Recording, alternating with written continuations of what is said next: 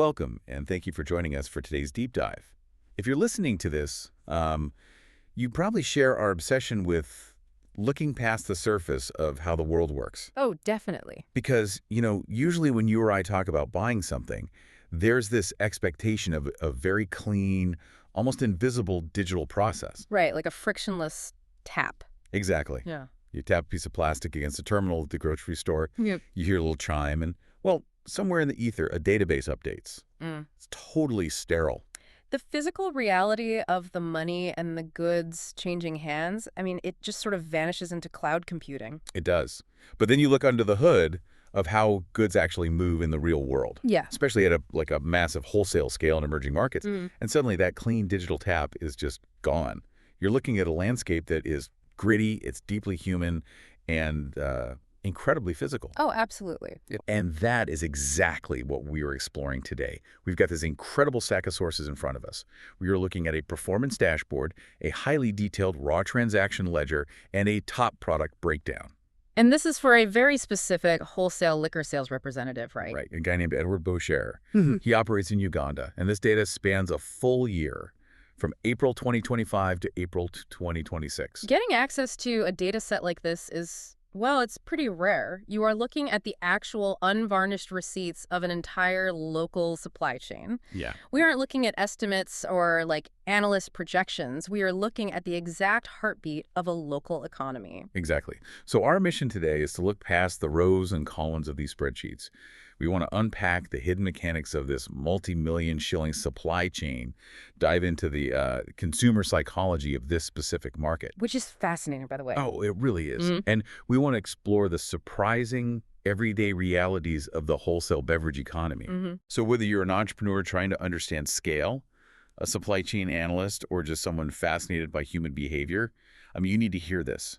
Because this data is basically a masterclass in understanding how physical goods actually move and, where the real money flows in a community.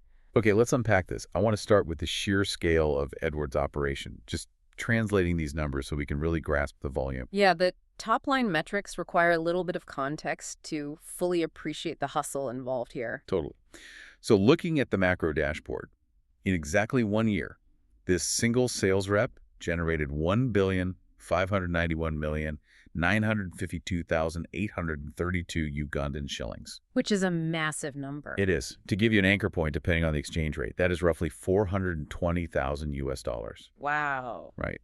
And he generated that revenue through 3,896 individual transactions, moving nearly 23,000 units of product. See, if you account for weekends and public holidays, Edward is closing upward of 10 to 15 distinct wholesale deals every single working day. That is just a relentless physical grind. It really is. He is not sitting behind a desk sending emails, He is moving from location to location, managing inventory, negotiating, and literally fulfilling orders on the ground. So when we break down what is actually generating that 1.6 billion shillings, Yeah. there is a very clear monarch in this kingdom. Oh, yeah. No question. Whiskey is the undisputed king.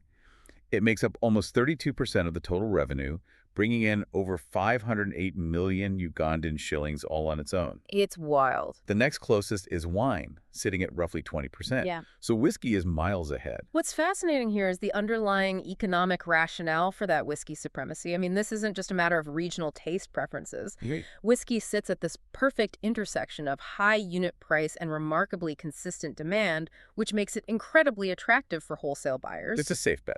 Exactly. In many emerging markets across East Africa, premium whiskey represents a very specific kind of aspirational purchasing. It kind of functions as a status symbol, a corporate gifting staple, and, a necessity for weddings and major celebrations. Plus, it also doesn't go bad. Yes. Like if you were a small bar owner, buying 20 cases of beer is a ticking clock. Beer expires. Right, and wine can turn if the temperature control isn't great. Exactly. But whiskey is shelf-stable indefinitely. You've hit on the crucial point there. For a neighborhood bar or an independent liquor store, stocking a diverse range of whiskeys is basically holding liquid gold.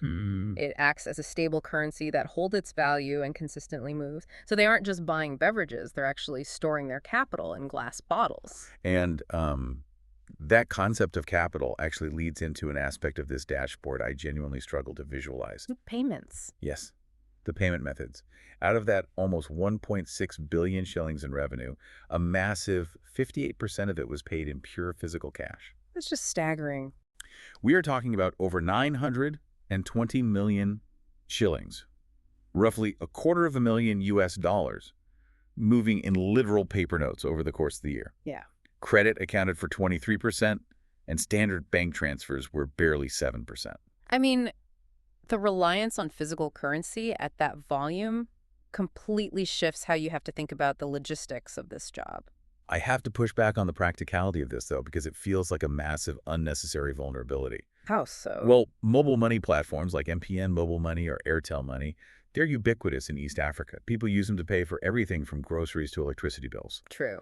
So why would a modern, high-volume wholesale business moving thousands of bottles a month take on the severe security risk of having their reps drive around Kampala with literal bags of cash? It's a fair question. Like, why not just use the digital infrastructure that already exists? It comes down to margin and velocity. Mobile money platforms are, incredibly convenient for consumers, but they charge transaction fees. Oh. When you are a wholesale buyer operating on razor-thin retail margins, giving up 1 or 2% of a multi-million shilling transaction to a telecom company, that wipes out your profit. That makes sense.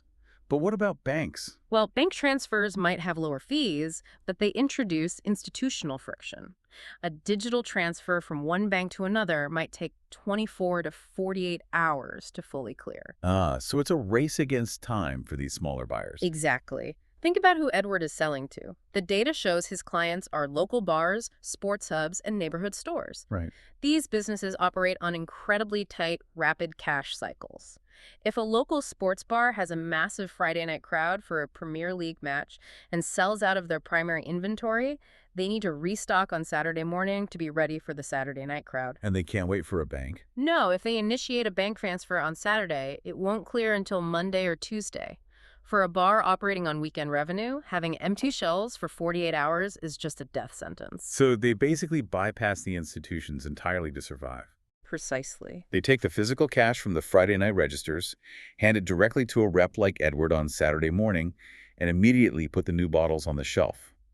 The cash is the only way to keep the supply chain moving at that lightning speed. And that creates an intensely physical reality for Edward. Yeah, I bet. He has to verify the cash, secure it in his vehicle, transport it safely, and deposit it. He's acting as a sales rep, a logistics coordinator, and, frankly, a highly vulnerable armored transport all at once. Wow. And because these businesses rely on such tight cash turnarounds, they clearly cannot afford dead stock. Not at all. If they spend their Friday profits on inventory, they need an absolute guarantee that the new inventory will sell immediately. And that causality explains the next layer of this data. Here's where it gets really interesting. Yeah, when you look closely at what they're buying, you start to see these massive, ironclad category monopolies. Right. Risk aversion in purchasing creates absolute brand loyalty. So pulling from the top 5 product source, let's look at the rum category. A single product Old Monk rum in the 750 milliliter bottle accounts for an absurd 44% of all rum revenue. That is huge. And tequila is just as heavily consolidated. Jose Cuervo Silver holds 40% of the entire tequila category. When a single specific bottle size of one brand commands almost half of an entire category, that goes way beyond mere popularity. What does it mean then? That indicates a complete fusion of brand and product in the mind of the consumer. In this specific market, Old Monk doesn't just mean rum. It is the definition of rum. Wow. If a patron walks into a bar and asks for a rum, they are expecting that specific bottle. If the bar offers a substitute, the patron doesn't try the new brand, they simply go to a different bar. And looking at the raw ledger for the Jose Cuervo Silver, there's this technical abbreviation attached to the product name that I actually had to look up. Oh, the NRF. Yeah. It lists it as Jose Cuervo Silver NRF. That stands for non-refillable fitment. For anyone listening who hasn't encountered that term in packaging, it is a small plastic mechanism built into the neck of the bottle that allows liquid to pour out, but makes it practically impossible to pour liquid back in. And that small plastic fitment tells a massive story about trust in emerging markets. Because of counterfeiting. Exactly. In economies where cash moves fast and informal bars are common, Counterfeiting premium alcohol is a highly lucrative illicit industry. That's wild. Stammers will literally take empty premium bottles, fill them with cheap, locally distilled spirits, and resell them. The NRF is a physical security measure. When a consumer sees that fitment, they know the seal hasn't been compromised. So the bar owner buys the NRF bottles specifically because it guarantees authenticity to their customer. Exactly. It is really fascinating how a tiny piece of plastic drives a 40% market monopoly. It really is. Now, contrast that rigid loyalty with what is happening in the wine category, because wine shows a complete split personality in this ledger. Yeah, the wine data paints a picture of a market in transition. So the top revenue driver, the king of the category, is Nidderberg Cabernet Sauvignon. But right behind it, driving massive volume, are incredibly sweet wines. Four Cousins Natural Sweet Red and Robertson Natural Sweet Red. The contrast is pretty stark. It's like looking at someone's wardrobe and seeing a tailored, expensive suit hanging right next to a dozen pairs of comfortable, worn-in sweatpants. That's a great way to put it. The Cabernet Sauvignon is the premium staple. It commands a higher price per bottle, so it naturally drives the total revenue value. Right. But the Sweet Reds are the daily, accessible comfort buys. They sit at a much lower price point, but they are moving in incredible quantities. Exploring the palate evolution of emerging wine markets really explains this duality. Industry analysts often refer to this as the sweet tooth economy. Sweet tooth economy, huh? Yeah. Right. In regions where traditional dry wine culture is relatively new, consumers are often transitioning their palates from sweeter beverages, like sodas, heavily sweetened teas, or mixed drinks into the wine category. Oh, so they ease into it. Exactly. The heavily tannic, dry profile of a traditional Cabernet Sauvignon can be pretty abrasive for casual, everyday drinking if you aren't accustomed to it. So the natural Sweet Reds act as the bridge. Yes. They are approachable, they are affordable, and they rely heavily on the geographical reality of the supply chain. I noticed Four Cousins and Robertson are massive South African brands. Good catch. So the trade routes from South Africa up into East Africa make these wines incredibly accessible compared to European imports. Absolutely. And eventually, a subset of those consumers who start on the sweet reds will gradually develop a taste for drier, more complex wines, eventually moving up to the Cabernet Sauvignon for special occasions. So the ledger captures both ends of that consumer life cycle perfectly. It really does. Now, the macro data shows us these broad economic trends, the dominance of whiskey, the logistical necessity of cash, security measures driving monopolies. But the top-level data only tells half the story. Oh, for sure. You have to look at the daily logs. Yes. The raw transaction log, the line-by-line ledger, reveals the actual day-to-day hustle. And the granular details of the wealth-changing hands on random afternoons give you a totally different perspective. This is where you see the agility required to survive in wholesale logistics. I want to focus on a very specific date in this raw data, May 22nd, 2025. Okay. This is just a standard Thursday in May. But on this afternoon, a single buyer listed as a specialty liquor store went on an absolute premium buying spree. And keeping our earlier discussion in mind, they paid for all of this in physical paper cash. Yes, physical paper cash. Listen to this single invoice.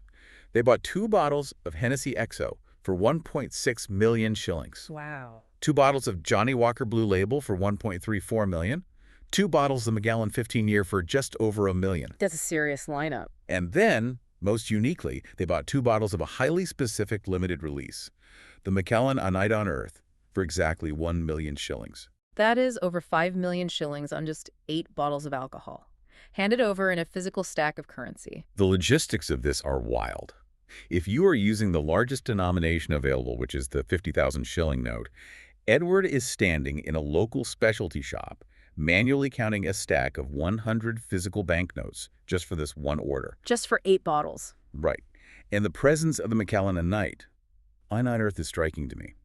That is a niche, seasonal release targeted at global collectors. Who is walking into a local specialty store in Kampala on a random Thursday to buy that? This raises an important question, right? This specific cluster of transactions reveals the existence of a highly localized, ultra-premium clientele. Okay. While the sweet red wines and the Old Monk rum provide the volume that keeps the lights on, these hyper-premium sales are the windfall profit margin. Right, the big payouts. Exactly. It tells us that within this broad wholesale network, there are pockets of extreme wealth or instances of high-stakes corporate gifting. A local specialty store does not tie up 1 million shillings of tight cash flow in 2 bottles of a collector's edition scotch unless they already know exactly who is going to walk through their door to buy it. Ah, so they are fulfilling a shadow order. Pretty much. They aren't putting a night on earth in the front window hoping a pedestrian wanders in and drops 1 million shillings. A client called them, placed the request, and the store called Edward to make it happen. It is procurement on demand. The store is acting as concierge for a wealthy client, and Edward is the local logistical fixer who actually sources the product. That dynamic of procurement on demand leads to another wild transaction I spotted. Fast forward to August 4th, 2025. What happened then? This time, the buyer isn't a high-end specialty store. It is listed as a Tier 2 supermarket.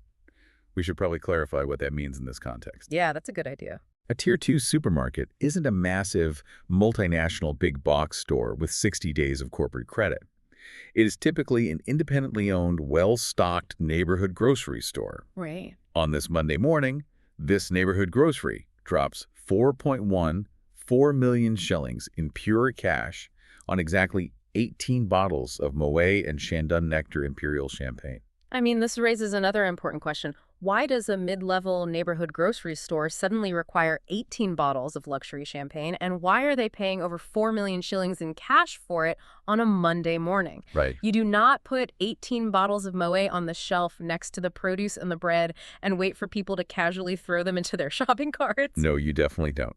Especially not the Nectar Imperial, which is the sweeter, often more sought-after version in these markets. What we are seeing here is the undeniable fingerprint of a sudden, localized luxury demand spike. Absolutely. This wasn't a standard inventory restock. No, it was likely an urgent request from a VIP customer of that specific supermarket. Perhaps there was a sudden, extravagant local wedding, a major political or business celebration in the neighborhood, or, a weekend holiday surge that bled over into Monday. That makes total sense. The supermarket manager probably gets a frantic phone call from a local power player saying, "I need champagne for a huge event tonight, and I need a lot of it." So the supermarket already has the buyer's money, or at least an ironclad guarantee. Yeah, It's a risk-free flip for the store owner. exactly. But for Edward, the sales rep, it is a high-stress logistical puzzle. He has to suddenly source 18 bottles of premium champagne, transport them safely, collect 4 million shillings in cash, and deposit it securely, all on just a few hours' notice. Right.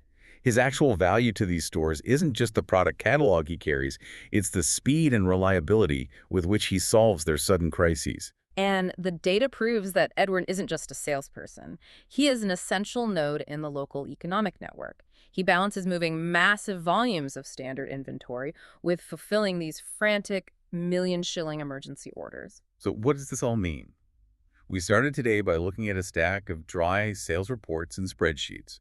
But by looking past the numbers, we've uncovered a blueprint of real-world economic velocity. Yeah, we really have.